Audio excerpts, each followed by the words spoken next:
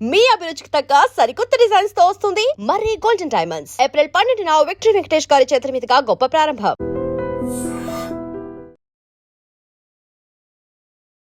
నమస్తే, welcome to I dream. నేను వలి. Singer Mangli 150 కోట్ల స్కామ్కి పాల్పడ్డారు అనే వార్త ప్రస్తుతం మీడియాలో అట్లు సోషల్ మీడియాలో కూడా హల్చల్ చేస్తున్నటువంటి పరిస్థితి ఉంది. బాధితులు కూడా రోడ్ల మీదకి వచ్చి ఆందోళన చెందుతూ ఉన్నారు. మంగ్లీ పేరు చెప్పే మా దగ్గర డబ్బులు వసూలు చేశారని చెప్తున్నారు. కానీ మంగ్లీ కూడా ఆ అడ్వకేట్ సుబ్బారావు మీద కేసు ఫైల్ చేశారు. అలాగే ఎవరైతే డబ్బులు దోచుకున్నారో తన పేరు చెప్పి వాళ్ళ మీద కూడా కేసు పెట్టినటువంటి పరిస్థితి ఉంది. సిపి సజ్జనార్ గారిని కలిశారు. అలాగే డీజీపీ గారిని కూడా కలిసి వాళ్ళ మీద కంప్లైంట్ ఇచ్చినటువంటి పరిస్థితి ఉంది. అంటే నా పేరును చెడగొట్టడానికి కొంతమంది కుట్రపూరితంగా చేస్తున్నారు, నాకు అసలు ఏమాత్రం సంబంధం లేదని చెప్పి మంగ్లీ కూడా చెప్తా ఉన్నారు. అసలు ఏంటి, ఇండస్ట్రీలో ఒక టాక్ ఆఫ్ ది టౌన్ అయిపోయినటువంటి పరిస్థితి ఉంది ఈ కేసు. దీని గురించి క్లియర్గా మాట్లాడటానికి ఈరోజు నాతో పాటు స్టూడియోలో ఉన్నారు 100 సినిమాలకు నిర్మాతగా వ్యవహరించినటువంటి సీనియర్ ప్రొడ్యూసర్ రామ సత్యనారాయణ గారు. వాళ్ళతో మాట్లాడతాం. సార్ నమస్కారం. నమస్కారం. రామ సత్యనారాయణ గారు, మంగ్లీ కేసు మీరు చూస్తూ ఉన్నారు, ఎవరెవరు ఎలాంటి కామెంట్ చేస్తూ ఉన్నారు, ఏం మాట్లాడుతున్నారో కూడా మీరు వినుంటారు. సో సీనియర్ ప్రొడ్యూసర్గా ఇండస్ట్రీలో ఎన్నో కేసులు మీరు చూస్తుంటారు.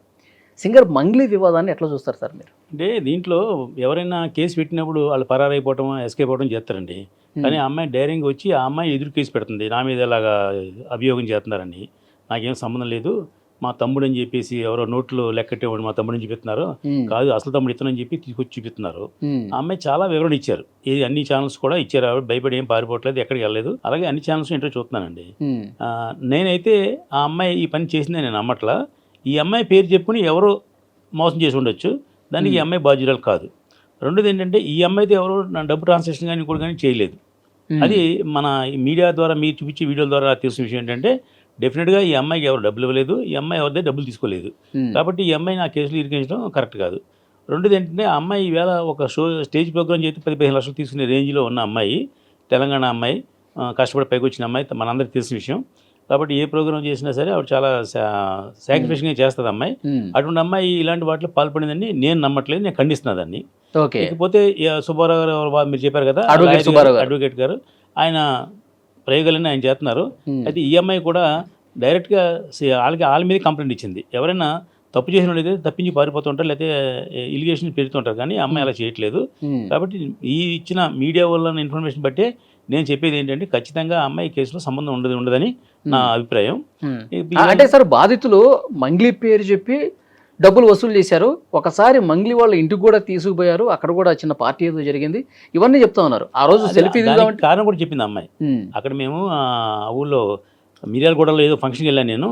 వెళ్తే వాళ్ళు మనవాళ్ళు అని చెప్పేసి వాళ్ళ కమ్యూనిటీ వాళ్ళు తీసుకెళ్తే వాళ్ళు భోజనం పెట్టారు. అప్పుడు నేను వాళ్ళందరూ వచ్చి మా నిజం తప్ప దీనికి దానికి సంబంధం లేదు అని చెప్పి అమ్మాయి క్లియర్గా మీకు ఎక్స్ప్లెయిన్ చేస్తుందండి. ఇంకోటి ఉండేది ఏంటంటే, ఇప్పుడు ఈ అమ్మాయి ఇది నాదే, మా తమ్ముడికి ఇవ్వండి అని ఎక్కడైనా చెప్పిందా? మీకు ఎక్కడైనా చూసారా? లేదు, చూడలేదు కదా. అంటే ఈ అమ్మాయి ఇదని వాళ్ళు ఎవరో చెప్పారు. అలాగే మంగ్లీ గారు కూడా ఏదైనా ఇది నా తమ్ముడిదే, ఇది నాదే, ఇది ప్రమోట్ చేస్తున్నాను కాబట్టి మీరు కొనండి లేదా మీరు డబ్బులు పెట్టండి అని అంటే ఆవిడ తప్పు. కానీ ఆవిడ ఏదో యాడ్గా చేసినా కూడా ఆవిడ తప్పు కాదని నేను ఖండిస్తున్నా. మీరు ఇంతకుముందే చెప్పారు, మీరు ఆ అమ్మాయి ఎక్కడ కూడా డైరెక్ట్గా ఏది డబ్బు తీసుకుంటాం కానీ ఎవరితో సంతకాలు పెడతాం కానీ జరగల. వాళ్ళ తమ్ముడు అని చెప్పి చెప్తున్నారు. కానీ ఆ తమ్ముడు మా తమ్ముడు కాదు, నా తమ్ముడు ఈ శివాన్ని ఈ అబ్బాయి అని చెప్పి ఆమె డైరెక్ట్గా చూపిస్తుంది మీడియాకి కదా. ఇప్పుడు ఏ మాత్రం తప్పు చేస్తున్నా అంటే ఆ వీడియోలో ఉన్న వ్యక్తి మా తమ్ముడు కాదు, నా తమ్ముడు ఇదిగో ఇట్లా ఉంటాడు అని చెప్పేసి. అవును, అదేగా మరి మీడియా వాళ్ళందరూ ఏం చూపిస్తున్నారు, ఇదిగో మంగ్లీ తమ్ముడు నోట్ల కట్టలు ఎక్కడుతున్నాడని వీడియో చూపించారు కదా. అతను ఈ తమ్ముడు కాదని ఈ అమ్మాయి చూపిస్తుంది. ఇప్పుడు ఆ తమ్ముడు ఈ తమ్ముడు ఒకటే అయితే కనుక మీరు కొంచెం. కానీ బాధితులు చెప్తున్నా, అంటే ఆ వీడియోలో ఉన్నది మంగ్లీ తమ్ముడు కాదు, కానీ ఇన్ని రోజుల పాటు డబ్బులు వసూళ్లు చేసింది, ఇక్కడ పెట్టుబడులు పెట్టండి, మంగ్లీ గారే ఉన్నారు, ఇనాగ్రేషన్కి వస్తారని చెప్పి అట్లా డిస్కషన్ చేసిన దాంట్లో శివ వాళ్ళ తమ్ముడు ఉన్నాడని చెప్పి బాధితులు కూడా చెప్తా ఉన్నారు. కానీ అమ్మాయి ఏం చెప్తుంది, మా తమ్ముడికి ఏమీ లేడు, మా తమ్ముడు ఇప్పుడు అలా మాట్లాడేది, మా తమ్ముడు ఈడు అని చెప్పి చూపిస్తుంది అమ్మాయి. అంటే మనం డిస్కస్ చేత పెట్టినాం. ఈ నిజాలు సిఐడికి ఇచ్చారు, చెప్పారు కేసు అని కూడా ఇవాళ ఎక్కడో టీవీలో చూశాను నేను. కాబట్టి వాళ్ళు నిర్ణయిస్తారు. ఈలోపు మనం, నా ఉద్దేశం ఏంటంటే ఒక మంచి వ్యక్తికి చెడు ఆపాదించడం కరెక్ట్ కాదు, అది నా ఉద్దేశం. నిజంగా అమ్మాయి తప్పు చేసింది అనుకోండి, ఎలాగా గవర్నమెంట్ ఉంది, శిక్షలు ఉన్నాయి, ఆయనే విలువలోకి వస్తే తీరుతారు. ఇప్పుడు నేను కాదు అని ఆ అమ్మాయి తరపున నేను వకాలతో పుచ్చుకోవట్లేదు, అవునని నేనేమి ఒప్పుకోవట్లేదు. నా తెలిసిన పరిజ్ఞానం మీడియాలో ఇప్పటి వరకు వస్తున్నటువంటి ఇన్ఫర్మేషన్ ప్రకారము డెఫినెట్గా ఆ అమ్మాయి తప్పు చేసి ఉండదు అని నేను అనుకుంటున్నా. ఎందుకంటే ఆ అమ్మాయికి ఇలాంటి చీటింగ్లు చేసే అంత అవసరం లేదు. ఆ అమ్మాయి తలుచుకుంటే ఆ అమ్మాయి సొంతంగా బిజినెస్ పెట్టుకుని ఆ అమ్మాయి పేరు మీదే పెట్టుకుంటుంది, చేసుకుంటుంది. అది వేరు కదా. ఈ అమ్మాయి పేరు చెప్పిన ఎవరో క్యాష్ చేసుకుంటున్నారు. అది ఆ అమ్మాయికి అది బంధువు ఉండొచ్చు, లేదా తెలిసి ఉండొచ్చు కూడా కదా. మీరు అన్నట్టు తెలిసి ఉండొచ్చు. లేకపోతే ఆ అమ్మాయి ఇతను ఎప్పుడో ఏదో మనం ఇంకో వీడియో చూశాను, ఆ అమ్మాయి ఇంట్లో అతను భోజనం చేస్తున్నాడు అని కూడా చూపించారు. ఎన్ని ఎక్కడ కూడా అండి మోసం చీటింగ్ అనేది ఎప్పటికీ బయటపడుతుందండి.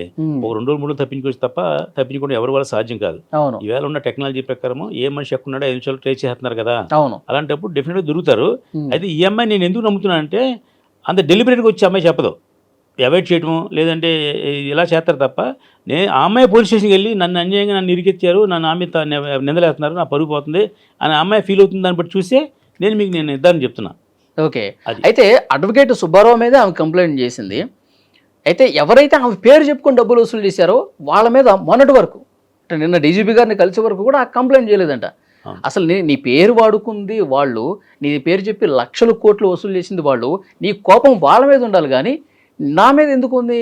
అసలు ఎందుకు గురు కూర్చున్నారు, ఈ అమ్మాయిని పిలిపించారు, అక్కడికి వెళ్ళాను మాట్లాడని కూడా చెప్పింది కదా. నేను కూడా ఈ సోషల్ మీడియాలో వచ్చిన నాలెడ్జ్ ప్రకారం చెప్తున్నాను. అక్కడ వచ్చినప్పుడు కూడా అమ్మాయిని అడిగితే 10 లక్షల రూపాయలు నన్ను లంచం అడిగాడు సుబ్బారావు అని ఈవిడ చెప్తుంది. ఆ సుబ్బారావు అన్నది ఏం చెప్తున్నాడు, 10 లక్షల రూపాయలు నాకు లంచం ఇస్తానంది, నేను ఒప్పుకోలేదు, ఆ 10 లక్షల రూపాయలు బాధితులుగా ఇవ్వనని చెప్పాను అని అతను అంటున్నాడు. దీని నిర్ధారణ ఏంటి? ఏదైనా వీడియో ఉందా? ఎవరైనా షార్ట్ మాడిగా వీడియో తీసుకుంటే అది మీటింగ్లో ఏం జరిగిందో అది రికార్డ్ ఉంటే తెలుస్తుంది. ఆ వేణుగుడులు కూడా ఏదో ఎక్కడో మీకు ప్రెస్ మీట్లో చెప్పాడు ఆయన, నేను సమస్య వచ్చింది సాల్వ్ చేసుకున్నాను తప్ప ఆ అమ్మాయి చేసిందని నేనేం చెప్పలేదు, అది నా సంబంధం లేదని చెప్పారు.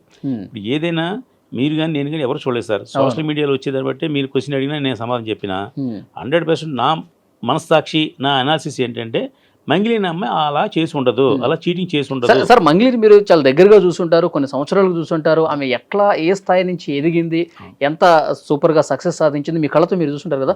ఆమె బిహేవియర్ గురించి ఏం చెప్తారు సార్? లేదండి, ఆవిడ బిహేవియర్లో నాకు ఎక్కడ చెడ్డ కనిపించలేదు సార్. ఇప్పుడు ఏంటంటే ఎవరికాల యాటిట్యూడ్ ఉండదు. ఒక స్థాయి నుంచి పైకి వచ్చిన తర్వాత అమ్మాయి 2 సినిమాలు కూడా చేసింది కదా, తెలుసా మీకు? అవును, వాళ్ళ లాంగ్వేజ్లో 2 సినిమాలు చేసిన అమ్మాయి అండి. ఎప్పుడు కూడా అలాగా ఎవరికి యాంటీ గన్ చేసేలాగా ఉండదు. మొన్న మధ్య ఎక్కడో బర్త్డే పార్టీ ఇస్తానంటే ఏదో అక్కడ డ్రగ్స్ కనిపించినాయని ఇలాంటివన్నీ మనం టీవీలో చూడటమే. అమ్మాయి దగ్గర చూడటం అంటే అమ్మాయితో నిజంగా నేను పని చేయలేదు, నా సినిమాల్లో ఎప్పుడు అమ్మాయితో పని చేయలేదు, అవకాశం కొత్త లేదు మాకు. కానీ మనం కూడా ఏంటంటే సోషల్ మీడియాలో ఉన్న వాళ్ళు అందరం, నేను కూడా ఎప్పుడు రెగ్యులర్గా సోషల్ మీడియాలో ఉంటాం కాబట్టి వాటిని కొంచెం మనకు కూడా నాలెడ్జ్ ఉంటుంది. ఈ అమ్మాయి వరకు కాదు ఈ కేసులో ఈ అమ్మాయి ఇన్వాల్వ్మెంట్ ఉండదేమో అని నేను అనుకుంటున్నా. ఇది నా డెసిషన్ ఏమి కన్ఫర్మేషన్ కాదు. సిఐడి వాళ్ళు ఒక కుట్రపూరితంగా ఒక దుష్ప్రచారం చేస్తున్నారని మీరు అనుకుంటున్నారా? అదే అమ్మాయి కూడా చెప్తుంది కదా, ఎవరో క్రష్ ఉన్నాడు ఆ అమ్మాయికి, అదే శ్రీముఖి క్రష్ ఉంది, ఆ సుబ్బారావు అందుకే నేను డబ్బు అడిగాను ఏమన్నాను ఇలా చెప్తుంది ఆ అమ్మాయి చెప్పిన దాన్ని బట్టి తప్ప మనం నిజంగా దగ్గర నుంచి చూడలేదు. ఏది ఏమైనా ఈ అమ్మాయి తప్పు చేసి ఉంటుందని నా ఉద్దేశం. తప్పు చేసి ఉండదు. కానీ బాధితులు కూడా మంగిలి తీసుకుని డబ్బు అని చెప్పట్లా, మంగిలి తమ్ముడు తీసుకున్నాడు అని చెప్తుంది. ఆ తమ్ముడు నా తమ్ముడు కాదని ఈ అమ్మాయి చెప్తుంది. ఇప్పుడు మీరేదో కజిన్ బ్రదర్ కజిన్ సిస్టర్ అని అలా చెప్పి ఉండాలి తప్ప ఈ అమ్మాయి అయితే ఖచ్చితంగా నాకు తెలియదు అని చెప్తుంది. ఈ అమ్మాయికి డబ్బులు ఇచ్చానని ఎవరు చెప్పారు మనకి? లేదు. అది ఇప్పుడు మీరే చెప్పండి, ఏ వీడియోలోనైనా ఈ అమ్మాయికి డబ్బులు ఇచ్చాము మేము, ఈ అమ్మాయి ఎదురుండగానే ఇచ్చాము అని ఎవరు చెప్పలా. ఆ అమ్మాయి బ్రదర్ అని చెప్పాడు, మంగిలి వస్తుందని చెప్పాడు అని ఉండొచ్చు. లేకపోతే నేను కూడా ఏదో ఫంక్షన్ పెట్టి నాకు చిరంజీవి వస్తాడు, రజనీకాంత్ వస్తాడు నేను చెప్పొచ్చు, వస్తే అది కన్ఫర్మేషన్. కానీ అడ్వకేట్ సుబ్బారావు ఏం చెప్తా ఉన్నాడు అంటే స్కామ్ చేసేవాళ్ళు కొంచెం మనసులో ఏదో దురుద్దేశం ఉన్నవాళ్ళు డైరెక్ట్గా రాకుండా తప్పించుకోవటానికి ఈ విధంగా ప్లాన్డ్గా చేస్తూ ఉంటారు, డైరెక్ట్గా ఏమైనా చేస్తారు వాళ్ళు చేయాలనుకుంటే. ఈ పాయింట్ కూడా చెప్తా ఉన్నాడు ఆయన. అదే ఇప్పుడు నేను ఆ లాయర్ గారిని నాకు పరిచయం లేదు కానీ ఇప్పుడు ఆయన కూడా సార్ మీడియాలో వచ్చినవే, వాళ్ళు మీడియాతో మాట్లాడినవే బయటకు కనిపిస్తున్న అనుమానాలే. మీరు చూడలేదు, నేను చూడలేదు కరెక్ట్గా. ఇప్పుడు లాయర్ గారు అనే వ్యక్తి ఈ అమ్మాయి కానీ తెలివిన వాళ్ళు ఉంటారు కదా లీగల్గా. ఇప్పుడు 2 సైడ్స్ కూడా వాళ్ళకి వస్తుంది, వాదన ఉంటుందండి. ఇప్పుడు ఈ లాయర్ ఇలా వాదిస్తున్నాడు, ఇంకో లాయర్ ఏమైతే వాదిస్తున్నాడుగా. అవును అవును వాస్తవం. ఏ లాయర్ అయినా వాళ్ళ ప్రొఫెషన్కి న్యాయం చేయడం కోసం ఓ బాధితుడు ఆ లాయర్ దగ్గరికి వస్తే ఆ లాయర్ ఆ బాధితుడు తరపునే మాడతాడు. ఆ బాధితుడికి 100% తప్పు ఉందా 50% తప్పు ఉందని చూడ్డు. మీరు ఎవరైతే కష్టం జరిగిందని వచ్చారో వాళ్ళ తరపునే మాడతాడు. అలాగే ఇప్పుడు ఈ అమ్మాయి తరపున ఇంకో లాయర్ వచ్చారు ఎవరో, మరి ఆయన కూడా ఏం చెప్తాడు? మరి ఆయన లాయర్ ఈయన లాయర్ కదా, ఇద్దరు న్యాయం ఉంటుంది కదా. అంటే ఏ లాయర్ వాళ్ళకి మీరు మన క్లయింట్ కాపాడుకోవడం అనేది వాళ్ళ నైతిక బాధ్యత. కాబట్టి తప్పు చేసినా వాళ్ళే ఖండిస్తారు దాన్ని. అతను అలాగే సుబ్బారావు చేసి కరెక్ట్ ఉండొచ్చు, కాకపోవచ్చు, అబద్ధం ఉండొచ్చు. ఇప్పుడు ఈ అమ్మాయి పెట్టిన ఆరోపణలు నిజమే ఉండొచ్చు. ఇవన్నీ రేపొద్దున తేలుతాయి. ఇప్పుడు నేను ఏదో అతను బ్రీత్ టెస్ట్ చేశారని చెప్పేసి మళ్ళీ సజ్జనర్ గారు కంప్లైంట్ ఇచ్చాడు అతను. మరి నిజంగా మరి లాయర్లకి బ్రీత్ టెస్ట్ చేయవలసిన అవసరం లేదు కదా, లేదు కదా, పైగా పగలు చేయట్లేదు కదా. బ్రీత్ టెస్ట్ ఎక్కడ చేస్తారు? తాగి మీరు డ్రైవింగ్ చేస్తున్నప్పుడు డ్రైవింగ్ చేయకూడదు, తాగి తిరగకూడదు ఉందా, తాగి నడవకూడదు ఉందా, లేదు కదా. తాగి డ్రైవింగ్ చేస్తే ఇంకోటికి హాని జరుగుతుంది ఉద్దేశంతో బ్రీతింగ్ టెస్ట్ చేస్తారు. మరి పోలీసులు ఎందుకు బ్రీతింగ్ టెస్ట్ చేశారు నాకు అర్థం అవ్వట్లేదు. అంటే ఇతను అంటే ఆ వీడియో కింద కామెంట్లు సాధారణ ప్రజానీకం కూడా అంటే మంగ్లీ సైడ్ తీసుకున్నారు కొంతమంది, అందుకే లాయర్ని ఇబ్బంది పెడుతున్నారని కామెంట్ చేసే వాళ్ళు కూడా ఉన్నారు సార్. ఇప్పుడు మనతో మానుకుంటే నేను మంగ్లీ మంచిది అని నా మీద కూడా కామెంట్ పెట్టి ఉంటారు కదా, సహజం అది. ఇంకా అలా మనం ఏం చేయలేం. మనం బయటకు సోషల్ మీడియాకి వస్తే మనం చాలా మంది కూడా మంగ్లీకి ఏ పాపం తెలియదు, ఆమెను అనవసరంగా లాగుతున్నారు అన్న వాళ్ళు కూడా సపోర్ట్ చేసే వాళ్ళు ఉన్నారు. ఇప్పుడు మంగ్లీ మీరు అన్నట్టుగా మీకు కానీ నాకు కానీ పరిచయం లేదు, సంబంధం లేదు. అంటే పరిచయం అంటే మనం ఏమేమి పని చేయలేదు అమ్మాయితోటి. కానీ వాస్తవాలు ఏంటి అనే విషయం మనకు తెలిసిన నాలెడ్జ్ ప్రకారం మనతో మాట్లాడుకుంటున్నాం. ఇది నాకు తెలిసిన వరకు మీరు క్వశ్చన్ చేశారు కాబట్టి ఆ అమ్మాయికి దీంట్లో ఇన్వాల్వ్మెంట్ ఉండదు. ఇదే విషయం చాలా మంది చెప్తున్నారు. అవును. అదే సుబ్బారావు గారి తాలూకు మనుషులు ఏం చెప్తున్నారు, ఈ అమ్మాయి ఇన్వాల్వ్మెంట్ ఉంది అంటున్నారు. అది ఎంతవరకు నిజమైన విషయం ఎవరు ప్రత్యక్ష సాక్షులు ఉండే కదా తప్ప తేలదు. ఆ సాక్షులైనా ఎవరైనా నేనే డబ్బు ఇచ్చాను మంగ్లీ ఎదురుగా, లేదా మంగ్లీ నాకు ఫోన్ చేసి చెప్పింది ఇమ్మని, లేదా ఇంకోటి చెప్పింది, ఆ అమ్మాయిని మాత్రం ఎక్కడ ఎవరు స్టేట్మెంట్ ఇవ్వలేదు. చూసారా మీరు? లేదు. అది ఇప్పుడు వాలంటరీగా మీలాంటి వాడు ఎవడో ఒకడు వచ్చి ఇది నేనే డబ్బు అమ్మాయి చేతికి ఇచ్చాను, ఆ అమ్మాయి తమ్ముడికి ఇప్పించింది, లేదా ఇలా చేసింది, ఆ అమ్మాయి సంతకం పెట్టింది అని ఎక్కడైనా అన్నారా? అనలేదు కదా. దీన్ని బట్టి మనం ఆలోచించుకోవాలి. ఓకే. ఇంకో ప్రధానమైనటువంటి అనుమానం ఏంటంటే సార్, ఎన్ని నెలలుగా జరుగుతుంది ఈ వ్యవహారం, ఆల్రెడీ కేసు నమోదైందంట. ఈ రమావతి మధు మీద ఎవరైతే డబ్బులు తీసుకున్నారో వాళ్ళ మీద ఆల్రెడీ నమోదైంది, వాళ్ళు జైలుకి వెళ్ళారు, మళ్ళీ బెయిల్ మీద బయటకు వచ్చారు. తెలియదు ఈ విషయం నాకు.